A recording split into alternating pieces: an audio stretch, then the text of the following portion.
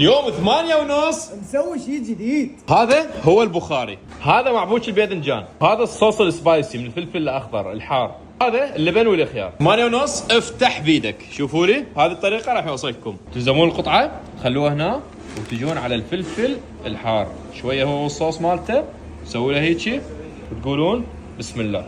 يلا خلينا نجربه. بسم الله. الطعم مالته طيب ومركز. ايش طيب؟ لا عاد اجربه ويا المعبوج. شوفوا لي لازم هذا معبوج الباذنجان وقع كله. شو نسوي؟ هيجي بسم الله. المعبوج الله، المعبوج عباره عن باذنجان وحار لاسع. شوفوا لي هيجي ها شنو؟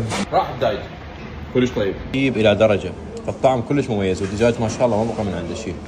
تبقينا شوي. ايش بيك؟ حسنين كاف وراك برجر ترى. عادي. هذه هي البيج بصراوي، عباره عن قطعتين لحم بالاضافه للجبن، وشوفون تفاصيله قدامكم. هذه هي الصاص برجر، شوفوا لي تفاصيلها، لفه كلش صغيره وخفيفه، هذه كلش طيبه.